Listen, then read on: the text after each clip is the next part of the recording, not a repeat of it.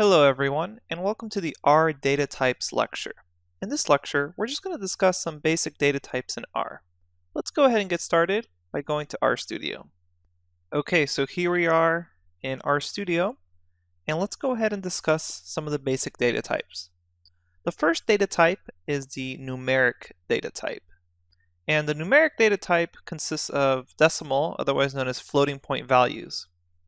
So, for example, 2.2 is a numeric, and I can assign something like A is 2.2. So these floating point numbers are part of the numeric class in R, and integers, which are natural or whole numbers, such as 5 or 7, are also part of the numeric class. So you have this overall numeric class, and then you have decimals or floating point values, and integers. So those both fall under numeric class. The next one we have is the logical. And the logical class consists of Boolean values, which is true or false. So in R, these are written in all caps, so true, false. Or what you can also do is just in capital letters write T or F.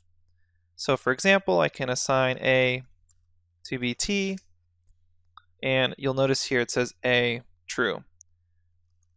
So that's a capital T.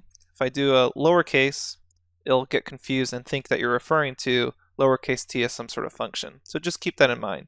It should always be either just a capital true or a capital T, and likewise a capital F or capital false. So false in all caps.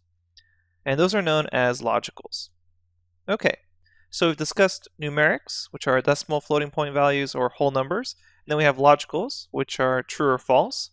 And then we also have characters, which are also known as strings.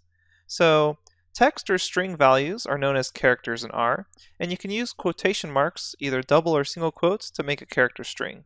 Let me go ahead and show you how we can do that.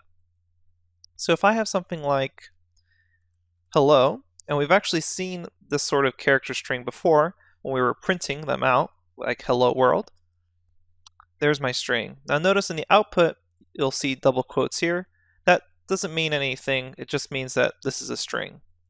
Okay, so you can use either single quotes or double quotes for strings. Let me go ahead and show a simple example. We'll say A is hello, and then we'll also, in double quotes, we can say hello. I encourage you to use double quotes because that's more common by convention, but you can feel fine using single quotes since those work as well. But again, I would encourage the use of double quotes. Okay, so let's say you have some sort of variable. Here we have variables A and B, and you wanted to know what data type they were. You can use the class function to check the data type of variable. Later on, we're going to learn a lot more about functions and how to construct our own functions. But for right now, you can think of a function as just having a name, and here you can start seeing RStudio's built-in help.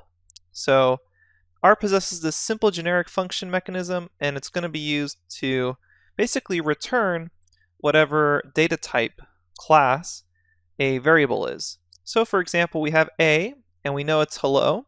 So if I pass A into this class function, so the function is the name and then two parentheses, and you add in arguments inside of the parentheses, it's going to return what class it is. So this is a character class, and it's going to be the same for B, also a character class. So those text and string values are known as character classes.